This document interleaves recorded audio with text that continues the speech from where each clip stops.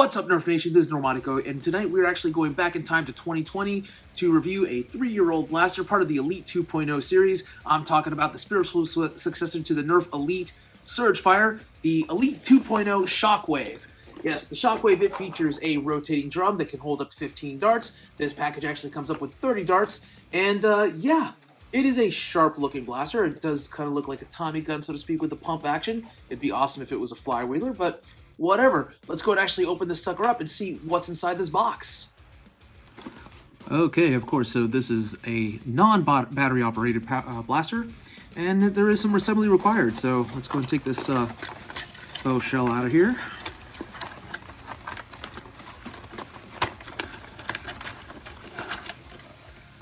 And let's get our lucky box cutter out and start cutting these plastic tabs off.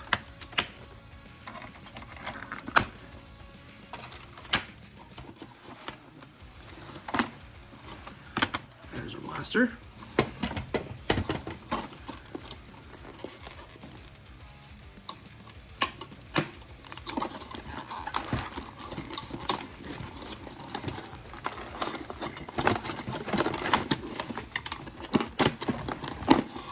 Our drum.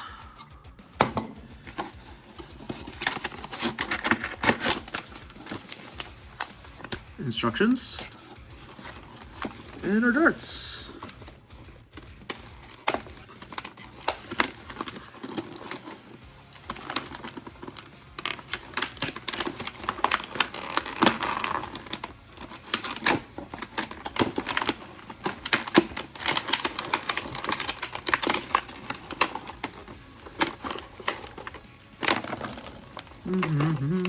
Messy darts, messy darts.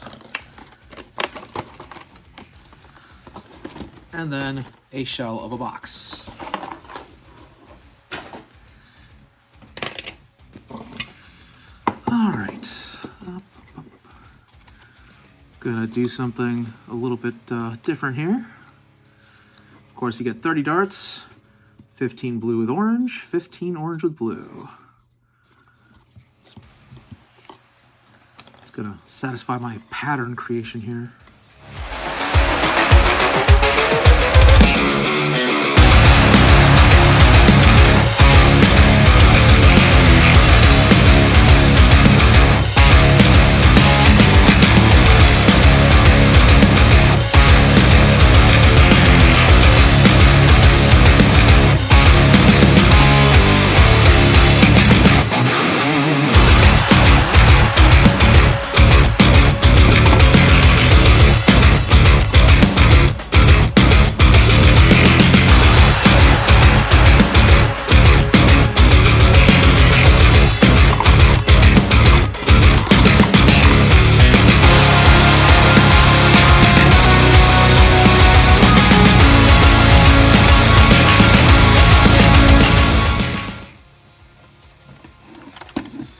So that is pretty much it. That is how you push this blaster together. Not bad. Of course, like almost every single Elite 2.0 blaster, there's only coloring on the one side. It is nice that they actually have the orange underneath there, so it just pops out that Elite 2.0. But there's nothing on this side except for just the orange. So I guess they actually did give some kind of decoration on the quote-unquote ugly side. The blaster itself, operating it, you just actually pull on this grip, and that is primed and ready to go. It does come with one buttstock attachment, and you have 1, 2, 3 tactical rails. And of course, you have the end strike muzzle attachment capability as well. Though what you would put on this, I do not know, because, yeah, that is quite the lengthy little bit that the dart has to travel to go out. So there is going to be some muzzle drag, but we'll see how it performs. Now, the box does say that it can shoot up to 90 feet, 27 meters. We are going to test that out in the parking lot range. Of course, priming this, you just actually pull that on that and you fire. So, I didn't shoot myself this time. That's a good thing. Now, one thing I was disappointed to see is that this does not have slam fire, which is kind of weird because it is a spiritual successor, like I said, to the Surgefire, which did have slam fire, and something like this, I feel like it would be perfect for slam firing. but I guess not. They went on the cheap with this.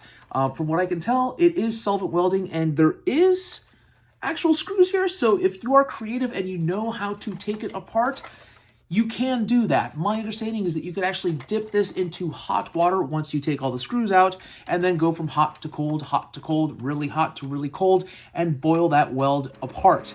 But of course, putting it back together, that is entirely up to you, and whether or not you actually have the patience to do that, it is entirely up to you. I am not that person. I will tell you that this does retail anywhere between $25 and $44. It varies. It depends as to where you actually purchase this.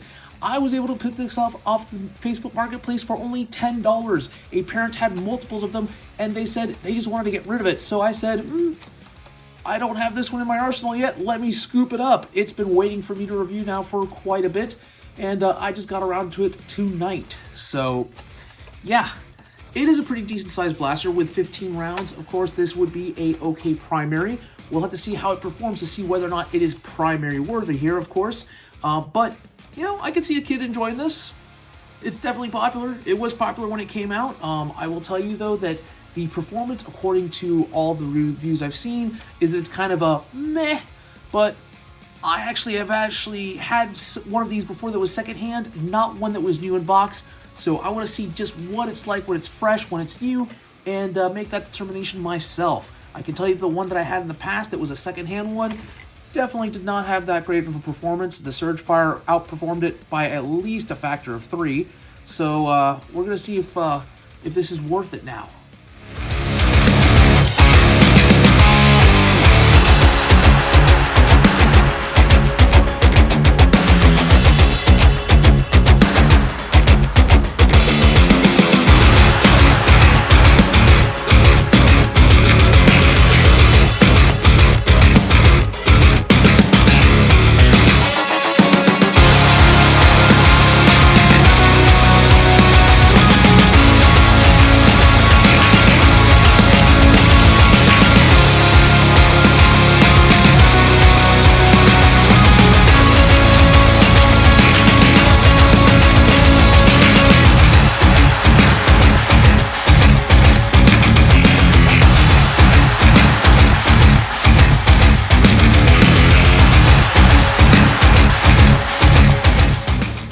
Check the accuracy out on the Shockwave. Let's take a look. We're doing the Elite 2.0 darts, and I'm guessing I'll hit about 6 out of the entire drum with 2 jams. Let's test it out.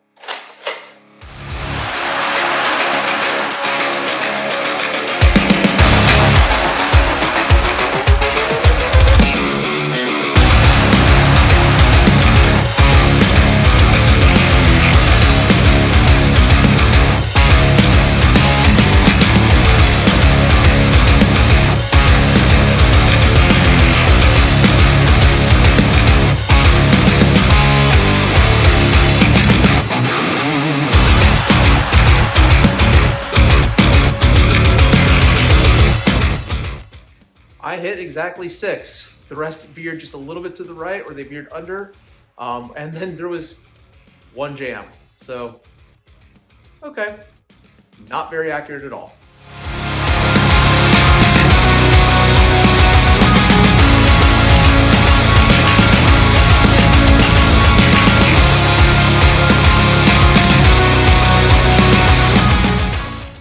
We are out in the parking lot range with the Shockwave. And we're actually now going to do a distance test. The box does say that it can go up to 90 feet. We're going to test this out. We are testing with 13-mile-an-hour gusts here in Ohio.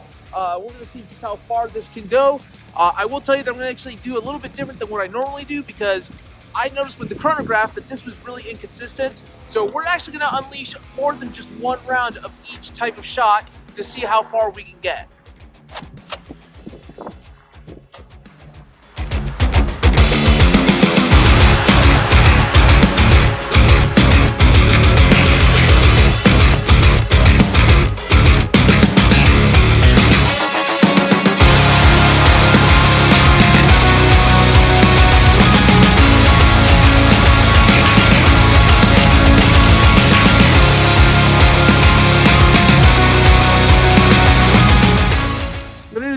some dart recovery. We're going to see just how far these went.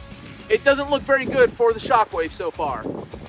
All right, so we actually did hit 90 feet with one of the angled shots, so technically it does get up to 90 feet. The straight shots, however, definitely failed. We only got about 55 feet with the farthest one. And mind you, this is testing with 13-mile-an-hour gusts.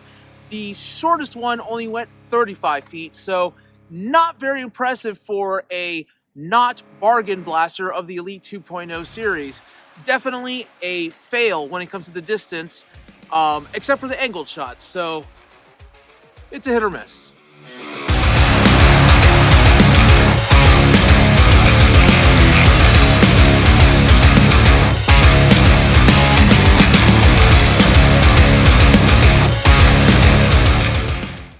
Okay, and I am back with my final thoughts regarding the Shockwave. I'll be honest with you, if I was to judge the entire Elite 2.0 line based on this blaster, I would chuck the entire line into the waste bin of history. Reason being is because this blaster had so much potential, it had a pedigree of being related to the Surgefire, and it did not live up to the Surgefire's reputation. Is it a fun blaster? I'll be honest with you, that pump action, yeah, it's kind of fun, but the performance is just not there.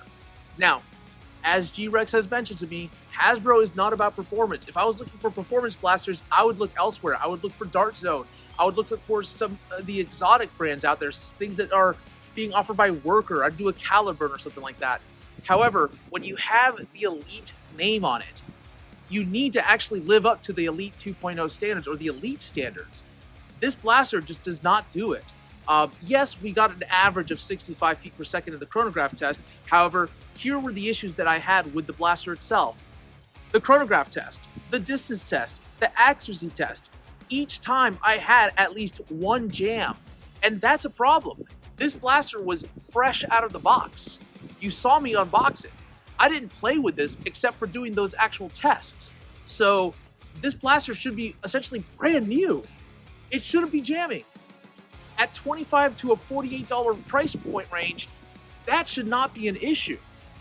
I only paid, I think it was like $5 or $10 for this because someone wanted to get rid of it because they had an extra one, and it was still new in box. That's why I got it. If I would have paid more than $10 for this, I'd be upset. Now, who is this blaster for? It does say ages 8 and up. I would say anywhere between 8 to 12, mainly because of the fact that the performance, it's just not there.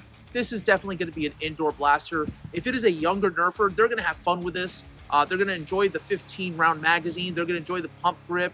They're going to enjoy the fact that it actually does get a quasi-decent range for a straight shot.